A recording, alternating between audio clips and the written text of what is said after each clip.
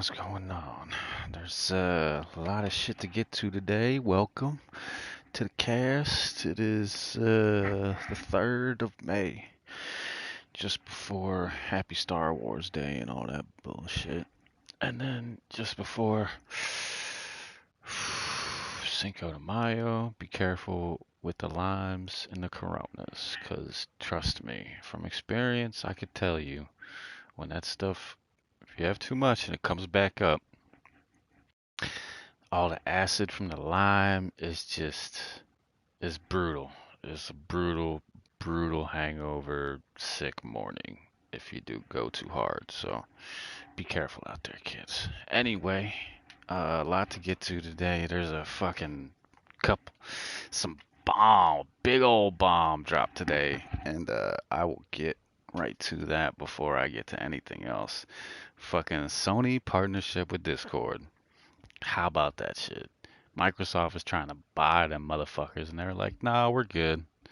We're good. We're going for a good market evaluation, and we're gonna be traded publicly here pretty soon, and we're gonna go that route instead of having some fucking overlords over us. We're gonna rule with ourselves. Me and Sony, we're gonna shake hands, have a little partnership. And so that's dope. That's dope. Fuck Microsoft. I know this isn't a. I mean, let's be real. It's a PlayStation podcast. We're not fans of Microsoft here. Um, I have nothing against PC gaming, and Switch is in its own little world. It's fine. People can like Switch if they want, but fucking Microsoft is the competition. So, um, I think that's really, I think that's really funny.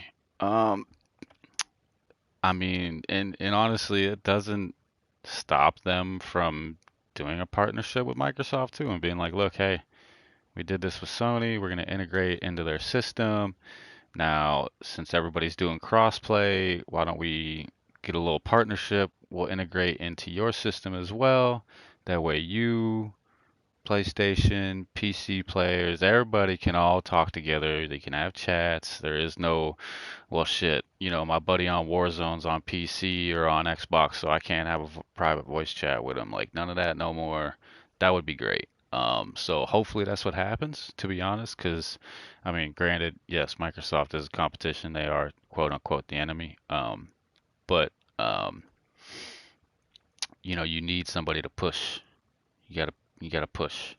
So, would it's curious. I wonder because I have a feeling that this has been going on for a while between Sony and Discord, and I think Microsoft panicked and just tried to buy them outright, so that way they wouldn't do that with Sony. To be honest, that's the way I think that it probably went because, you know, had Discord not had some sort of offer, some sort of speaking in the works with Sony in the beginning, before Microsoft came to them, maybe they would have taken that offer. I don't know. And then, the whole Sony cutting out communities and the way that they're doing group chats and all this other shit now, it's a little weird and counterintuitive. It was a lot simpler on PS4 before they did all this shit, but um, it seemed like they were moving in steps to kind of be more kind of like a Discord, if you will, or have it kind of set up like that. So now that they're going to be implemented properly, um, it'll be nice. It'll be nice. So that's what's up. I don't know how long the partnership's supposed to last, what the contracts were. I don't know the details. All I know is that they say by early next year. So I mean, they're going to work on this for 6, 8 months and then roll it out, and it'll look great. It'll work great, I'm sure. It'll streamline a lot of the weird, um, what do they even call it? What's it called? Hold on, let me do this real quick. What do they call it? The game base. That's right. That's right. They call it the game base. So that'll streamline that and make that less weird and confusing and all that shit. So that's what's up. Um, That's big. That's big. Um, let's see. What other stories we got? I mean, that's the big one. Um, I mean, that's fucking huge. I can't wait for that to be implemented. Uh, yeah, yeah. So we'll see. We'll see what happens. Um, when that comes out, I'm excited for that. Now this whole like let's move on to this other story here. Because there's a lot that is linked to it, and a lot of things that are coming out of it that aren't even linked to the actual story itself or the lawsuit itself. So we're gonna talk about that for a second. Epic versus Apple. This was started last year in August. When basically the rundown of it, the gist of it is, Epic wanted to sell basically their in-game currency on Fortnite for cheaper if they bought it through them than if they bought it through the App Store or whatever. So they put a link in their game when they released Fortnite, the season two, season three, chapter two, or something like that. I don't fucking know. I don't pay attention that much to Fortnite. All I know is that the season in August, the season before the change that happened at the end of August, um, they updated the app to include the thing to where you could get V-Bucks for cheaper directly through them, and the App Store, like Apple, instantly banned it. So then Epic files a lawsuit, antitrust lawsuit, and business practices, whatever, um, monopolizing and all that good stuff. And then uh, Apple, I mean, basically, Fortnite hasn't been updated on Mac computers or iPhones, any iOS, um, since like the end of August. So it's like perpetually stuck in like an old season. So I guess if you wanted to go back for nostalgia, you could, but apparently it's just there's like out of I don't know how many people. I think it's like 100 people to start. I think I don't know, but I think like probably 90 to 95% of the people in the games are bots. So, yay. Um, anyway, uh, there's part of this is Epic is fighting with Steam on the PCs, and they're doing what is a revenue split between the developers and the store itself. So the developers on Steam get 70% of their sales, while 30% goes to Steam, which is that's a lot. Uh, and to be noted, that's the way that it is on all console stores as well.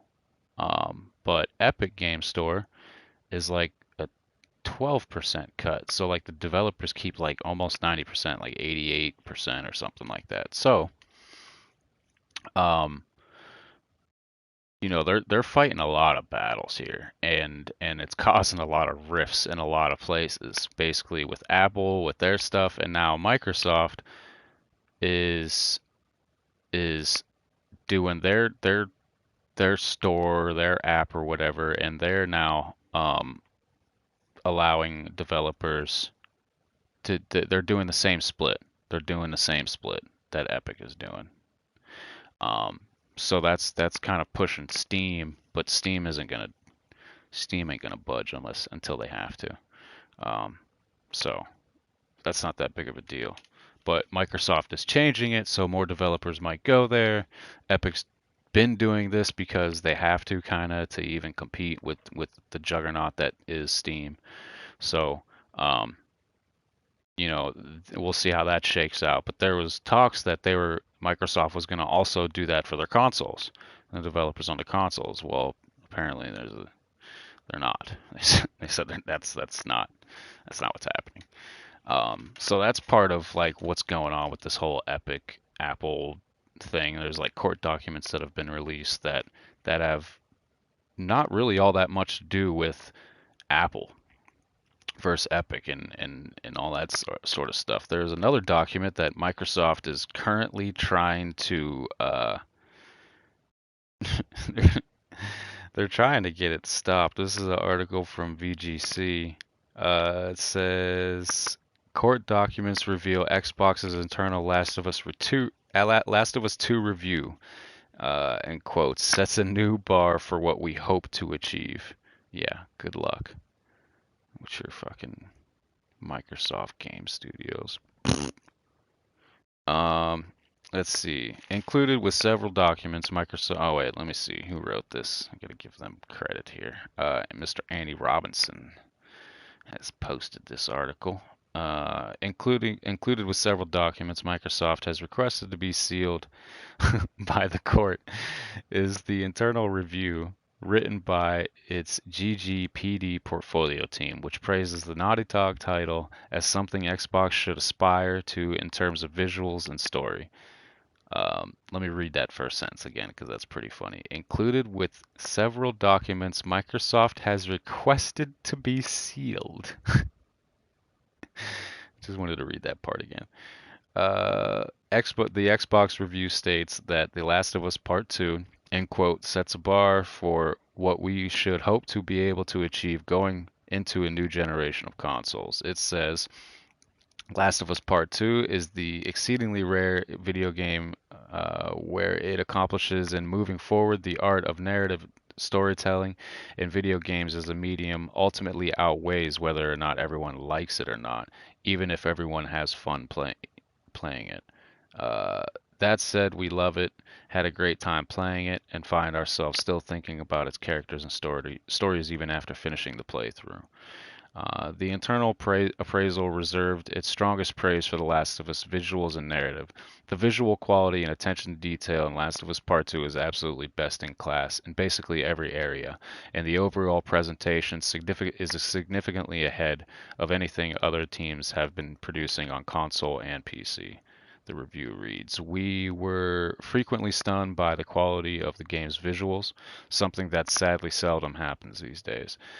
It's even more impressive considering that the game features two separate player characters with different groups of allies in different locations, along with flashback sequences taking place years before. Um, they even praised the walking simulator areas of the game. Well, while these may not be what many gamers are expecting, they are exceptionally well done and really show what other games, especially pure narrative adventure games, should be aspiring to accomplish with their character dialogue, presentation, and voice acting. Basically, they're praising the fuck out of it. However, they do kind of try to hurt it on one part. They say Naughty Dog still can't seem to make decent gun combat in any of their games, and this is no exception. The review states, luckily for them, it fits in with the game's overall theme and pushes the player toward using stealth over head-on combat. And these documents were released again through this Epic Games versus Apple trial that believe that began today. Um, so there's going to be news coming out of this trial for probably the coming weeks, if not months, depending on how long it takes and all that sort of thing. It'll be interesting to see how it all shakes out. Personally, I would like to see Apple get cut down a little bit. Like, y'all are a monopoly as fuck. But at the same time, like, it's weird because Microsoft is backing Epic, but they're also like this big, shitty fucking monopoly. So, I mean, when you got big swinging dick money to just throw 10 billion, you know, over 10% of your competitor's company. It doesn't even put a dent in in your overall net worth. I mean, you know, congratulations on your success, but um, less is more, and too much is too much. So, let's see what else we got here. We can go there.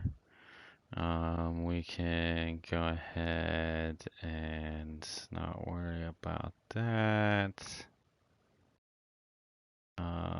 What else? Was there another article I had in there? No. Okay. Let's see. Resident Evil demo is available now. You get an hour playthrough. So that's what's up. However, PC people are able to bypass that 60 minutes and restart the clock, basically.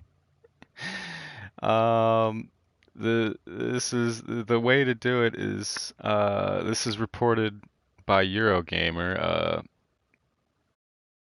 This Steam user has left a detailed process of how to reset the timer. And I mean it's in the article and it's already out there, so I'm gonna read it. Nothing against Resident Evil Village, but I'm sure they'll patch it or something really quickly anyway. But basically, you have to disable Steam Cloud for the demo, and then you have to download the Steam Achievement Manager, and then delete the local save file. Um, and it shows you where it should be in your drive. And then it says Start Steam, select or start the Steam Achievement Manager. Then select the RE demo, and then remove the achievements and stats, and then do it, and then confirm it, and then you could play it again, and then you could probably do that over and over and over again. I would assume. So that's that's interesting. I mean, I guess you know even if you could do that infinitely, like you're only gonna be able to get so far regardless, I would assume. Uh, I don't know for sure if that like when you download the demo, it is the full game or if it's just like little segments, but I'm pretty sure it is like the full fucking experience. So, I don't know. And I mean that's of course only for PC players, when you're on PlayStation and Microsoft and shit, you'd have to like hack the PlayStation servers and delete your, I don't know. You'd have to delete the information that you've ever even played the game, I guess. I don't know, but that's and I don't even know if that would work. Um, don't get any ideas. Leave the fucking console networks alone and shit. Um, let's see. We'll give you a little tidbit of Nintendo news. They say that I mean, everybody's waiting and talking about Switch Pro. And Nikkei, this is from VGC. Nikkei is a a website in Japan, I believe, and they you have to pay for all their articles. So this was behind a paywall, but it says it was reported on Tuesday that Nintendo has asked its manufacturing partners to increase Switch production to 30 million units for the fiscal year ending March 31st, 2022. Figures would represent Switch's highest production level to date and an unprecedented increase in a game's console's fifth year since launch. Um, Nikkei notes that the figures are dependent on developments in the current global semiconductor shortage, which has affected all consumers.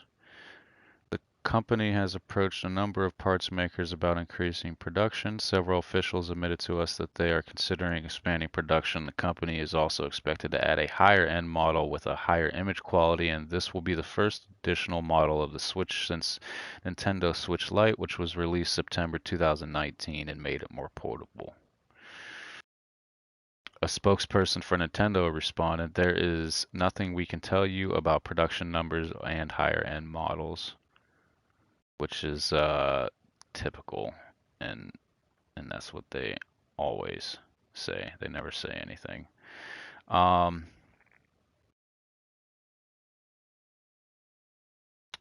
but reports are saying that the we'll call it Switch Pro, as a lot of people are calling it, will feature NVIDIA's DLSS technology and a better screen. And then, according to a Bloomberg report, the Switch Pro, quote unquote, will include a 7-inch Samsung OLED screen as opposed to the 6.2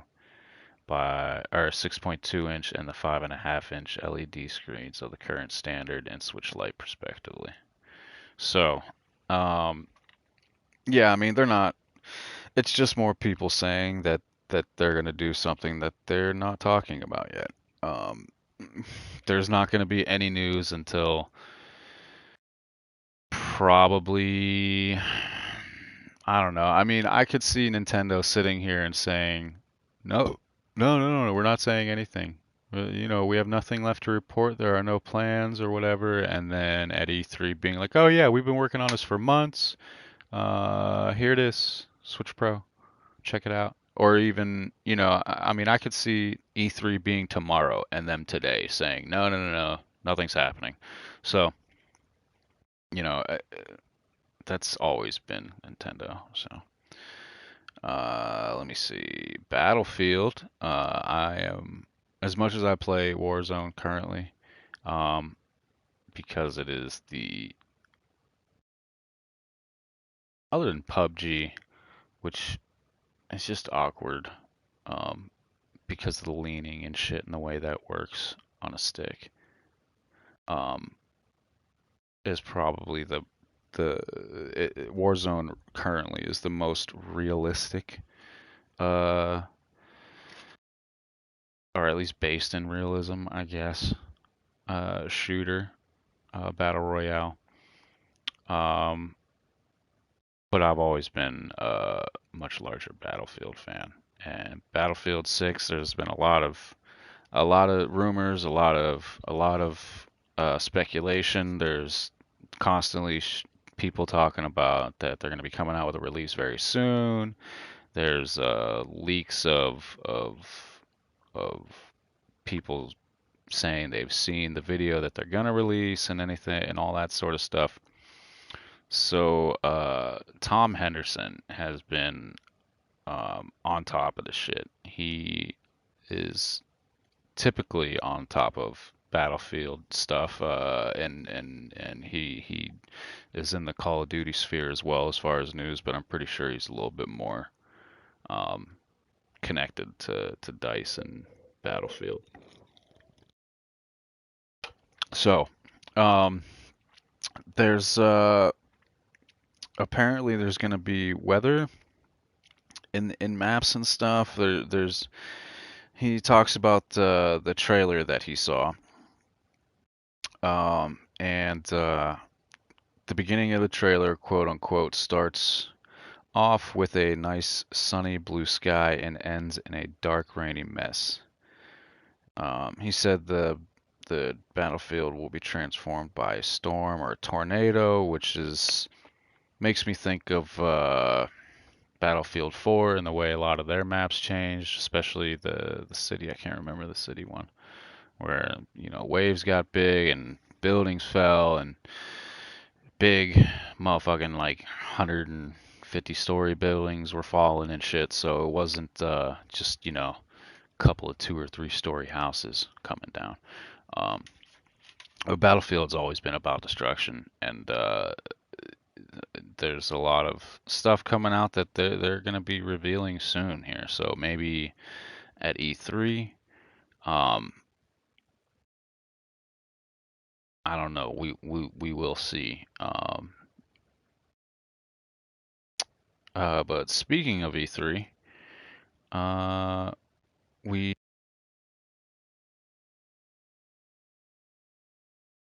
I really do. I really do hate it when that shit turns off. But anyway, speaking of E3, um, this is from PCGamesN.com. But this is the lineup basically. All the listings that I will be talking about here have been officially confirmed, but it is worth noting that there are pretty likely other events over the next few months. Um, there's the Summer Games Fest that's coming along. But and then here is a few of these that are noteworthy. Um, we have May 14th and 15th, which will be coming up in a couple of weeks here, is Final Fantasy 14 Fest for fans. And then we got a Indie Live Expo on June 5th. It's primarily focused on Asian market games, indie games, and then E3 starts the 12th and it runs through the 15th. Um, the organizers at the ESA still haven't revealed many details about the show, though they have pushed back on reports that a paid version of the event was under consideration, confirming at E3 2021 will be free for everyone. So far, Nintendo, Xbox, Ubisoft, Take-Two, Capcom, Konami, Warner Brothers, and Koch Media. I have no idea who or what Koch Media is. And it's Koch. It's like Koch. Anyway, they've all been confirmed. Square Enix has made a less formal announcement that it will have something to show. Focus Home Interactive plans to announce 3 major titles at E3, ahead of a larger reveal at the Game Awards in December. There's going to be a lot of people checking. I mean, basically every media outlet is going to be on E3, from IGN, GameSpot, Game Informer, Kind of Funny Games, What's Good Games. I'm sure everybody's going to be covering this very extensively. Um, there's only been a couple of specific shows. The Ubisoft Forward event is going to be happening on June 12th, and that is confirmed as far as like specifics. Then there's going to be a PC game show on the 13th, and then there will be a Future of Game show also on the 13th. Um, but I mean, I would expect a lot of people going there, except Sony. Sony's not going to be there, and Konami recently said that they are pulling out of E3. So, in a statement published on social media, the Japanese publisher said it would no longer be able to present as part of the show due to timing issues. However, it claimed it has a number of key projects in the works and will provide updates in the coming months. Um, they were one of the first ones to get announced, and they're like, nah, we can't, we ain't ready. We're not ready. Yeah, they're not gonna make it. So, womp womp. But we'll see. I mean, it would have been really nice to maybe hear about a Metal Gear remake. Maybe. Or maybe a fresh take on the Castlevania or Silent Hill. Please don't make another shitty Contra game or just bring out a bunch of classics, because that's kind of boring. Um, please. Anyway, so yeah, Konami's not going to E3. Um, we'll see. EA has their play events. I'm not sure when that is supposed to happen. Let me see if there's anything. Uh, excuse me. EA Play Spotlight. No, no. Well, when is it? When is it?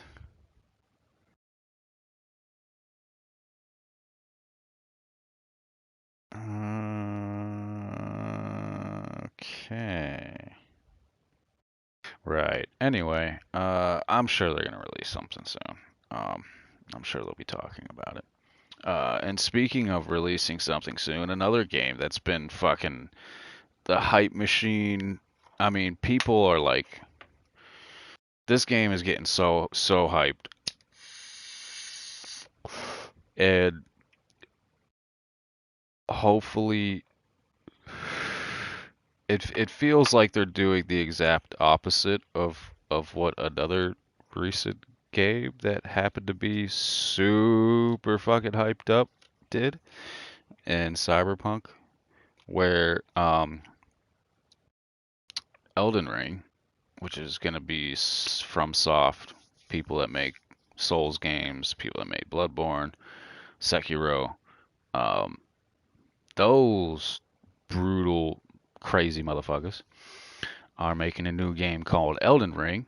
And you might remember a few, maybe a month or two back when a short video of like an early build of the game got released, and you know, there was a video of the character doing like hitting somebody while he was riding a horse, which is dope as fuck.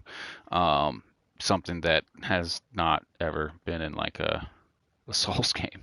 So it's nice to see that they're pushing things a little bit farther, which is kind of weird considering that like, you can fucking do all kinds of shit in games now, and Souls has always been like, nah, you got a couple of basic attacks and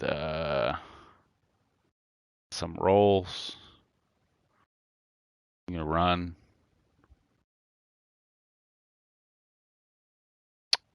Oh, we'll give you a gun in Bloodborne, which is basically like a shield to parry. Um, Speaking of shield, you can block. You can block too.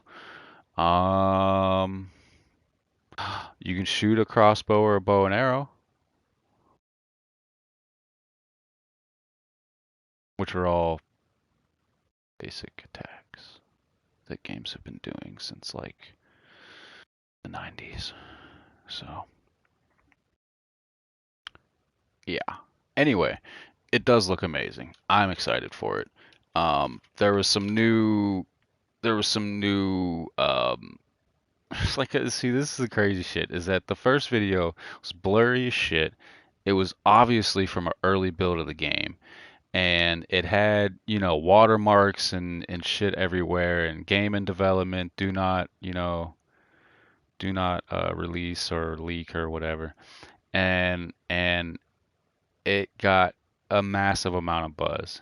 And now there's another it's 6 seconds. It's like a 6 second clip of like just a scene like where you're like in a really dark blue lit light lit room.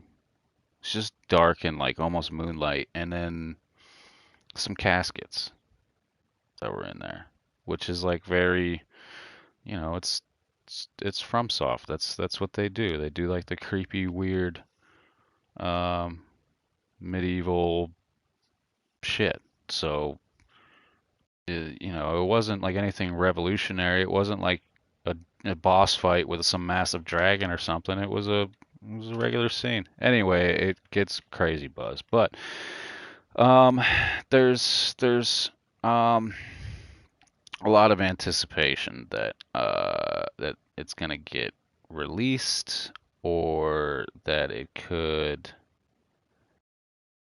um at least get shown soon. Um, but let me see. This VGC article says it's possible that the clip is part of the same leak, which was from earlier, I think. Yeah, it's possible. The one that happened in March. So it's possible that that video is from that same string of footage. It just wasn't released at the same time, maybe, I don't know. But it's all you could tell it was a work in progress, but it's said to be, over a year old. My controller just disconnected. Okay. Um, so it's likely that it's not going to be revealed, is what they're saying, or at least that video. Um, but the highly anticipated Soul spin-off hasn't been seen since its announcement at E3 2019. However, in its latest financial results published on Friday from FromSoft's parent company, Kodakawa Corporation, hinted that it could be released within the next 12 months. Kodakawa said it expects to release new games during its current fiscal year, which ends on March 31st, 2022. It also confirmed that some of its games had been delayed due to the COVID-19 impact, um, and it's been understood that it was delayed a few times because of COVID related, slowdowns and shit. Um, People with knowledge of the game's development told VGC earlier this year that production had been significantly hampered by remote working restrictions would have been in place for a year in Japan. One person close to the game's development said that due to the disruption, they'd believed it was unlikely Elden Ring would make it out this calendar year. Um, I mean, a lot of the buzz is because of the game. It's like the world building and probably I'm sure the story as well was written by George R.R. Martin, Game of Thrones homeboy and shit. So the director has said that Elden Ring represents an evolution of the Dark Souls series that he created. While Dark Souls' spiritual successors Bloodborne and Sekiro Shadows Die Twice brought new ideas to the table, Miyazaki said From Software's upcoming game goes much further. So, there's been a lot of people saying that it was going to be revealed real soon. Real soon. Jeffy Grubb Grubb and others. So we'll see. We will see. I'd like to at least see a little bit of footage of it, right? There's plenty of things out right now. I don't need the game to be like coming out this fall or something.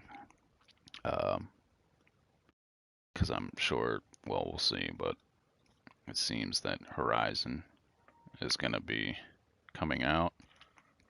So that would be important to play in the fall. So I don't need a brutal Elden Ring game to be playing. Um, okay, so there's talks that Mass Effect's Legendary Edition is going to have a day one patch.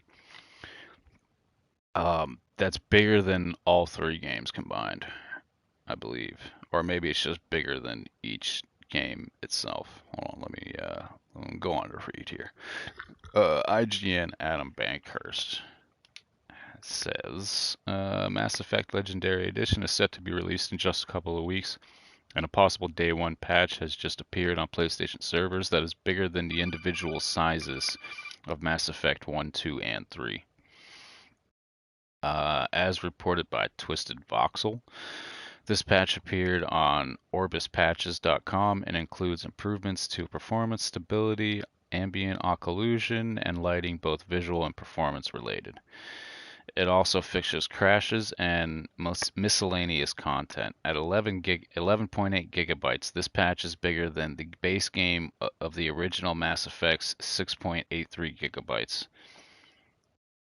Mass Effect 2's 9.25 gigabytes and Mass Effect 3's 10.6 gigabytes. It is not, however, bigger than Cyberpunk's Day Zero, Day Zero and Day One patches. Jesus Christ, that came in at 43 and 28 gigabytes respectively. That's a lot. That's a lot. Yeah, by the way, if you're trying to play Cyberpunk and you got a PS5 and you want to play it on your PS5 hard drive to take advantage of the good load speeds and have as little issue as possible with the game because of the SSD, you might as well be prepared to have like that and maybe like four other games depending on how big they are on your shit because it's going to be like 150 to 200 gigabytes. And then if you got like Warzone or Call of Duty, Cold War, PS5 version, psh, you might be able to have one other game, small one. NBA 2K is another fucking beast of a game. Like, why is that game 118 gigabytes? It is a basketball game. That game should be like 26 gigabytes. Like, it's a little ridiculous. Just a little ridiculous. Maybe not 26, maybe like 50, but still, like that's insane. Like 118 gigs for a fucking basketball game. It's just too much. Makes no sense. Um, oh, let's see what else. Oh, people are whining because Returnal's too hard and it doesn't let me save. That's kind of the point of the game. Now I get it if like you're in the middle of a run and you just gotta go. You got to leave, and you leave your house, and then you come back, and a system update happens. Or you leave your house, and the game updates. So it restarts the game, and then you just lost all your progress. Or maybe you're just tired, you got to work in the morning, you got to go to sleep. Shit happens. Um, for those instances, I get it. I get it. Especially when it's like the game updates, and you couldn't, it wasn't just like, hey, a game is going to update, but you can play it in offline mode and keep going if you want. That should be like the default option if they don't have uh, a better choice. Like uh, I had seen that somebody was saying something about they had the idea of like how about a save that instantly deletes once you load it. Um, which I mean that's cool. You know, that's cool. That's not bad. Um, or I would think that like something along the lines of like uh save before quitting the game completely thing. So that way people couldn't cheese it and just like save right before they go into a boss door. Because I think that's kind of part of the point is like we're trying to show you that she's struggling and she's died a lot over and over and over again. And I mean, yeah, I know that you probably get that by a certain point, but still, it is kind of the point of the story in the game itself. Like, that's kind of the whole thing. So, there's got to be something they could do, I guess. Especially for those instances when people are like, man, I had my shit on rest mode, like you said I could, so I could come back to it, and the game updated. And they put out like new updates. Like I think there was one yesterday, there was one today. So it's like, dude, you keep bringing out these updates. You know you're fucking people, right? You know you're fucking people that have it on rest mode, and then they come back and the update comes up and their game's fucked. Like you know that you're doing that, so stop. Like unless this next update is the one that like implements some sort of like save when you quit, um, then quit fucking updating the game. All right. Like it's not crashing a bunch. It crashed on me once. Um, I've heard other people that have played it for like 20 hours and it only crashed on them once or twice. 30 hours only crashed on them once or twice. Which would suck if you were in a deep run, but that's like once or twice. You guys are doing updates like every day or every other day. That's fucking people. So next update, if it isn't the save thing, then just wait until that's part of it, because that's really that's really fucking some people. Let's see. Um, oh, shitty developer moment. id Software has added paid skins. Um, after telling everybody that they wouldn't have microtransactions in their game, they implement microtransactions in their game. Cool. I would love to be able to be like, you know what? I'm sure that was fucking Microsoft's idea. You know, they got bought by Bethesda, or they got bought by Microsoft, and now they did that. But to have like, well done, fully fleshed out skins, it would probably take a little bit longer than what the month that um that Microsoft has been in ownership of them. So I'm sure that this was probably something that was an idea and began before Microsoft ever got their greedy little hands into their ecosystem. So because you got to develop the UI and the the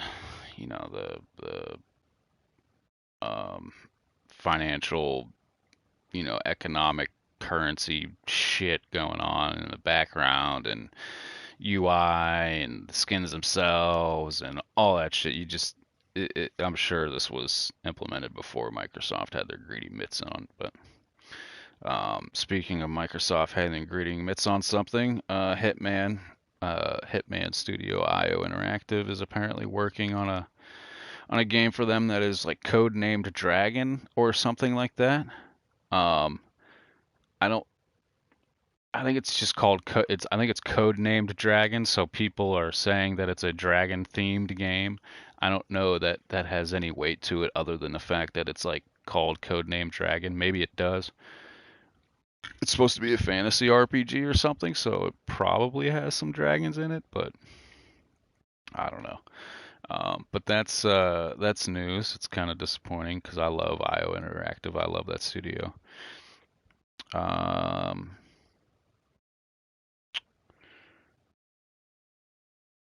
yeah, yeah, went through that. Is there anything else? I think there was one more.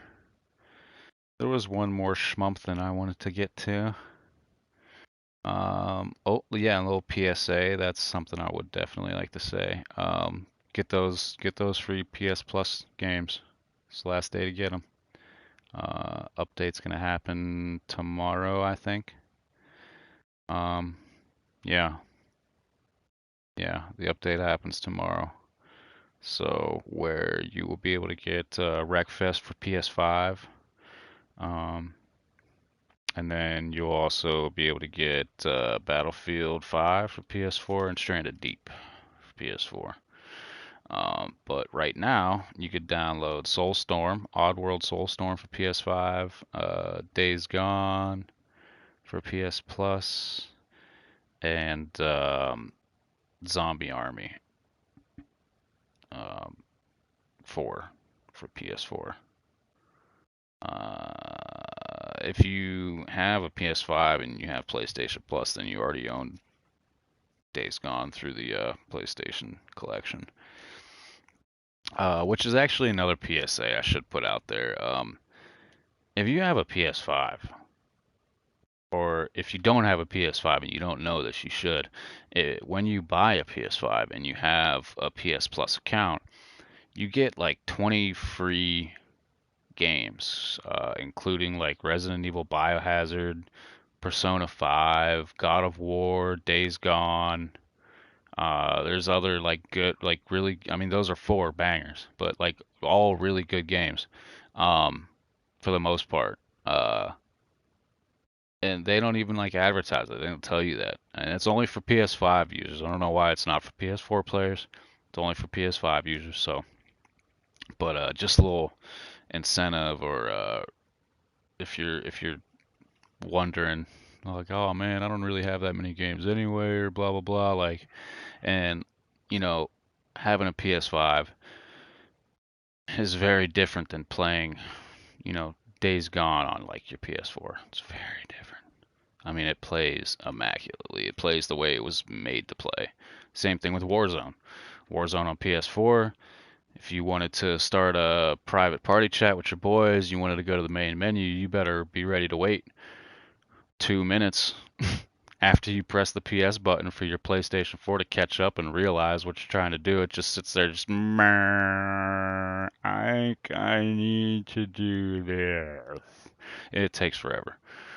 Um, Not on PlayStation 5. Shit runs clean. So I believe that is it, kids. That's all I got for you. I do want to say a final farewell to the PlayStation Magazine.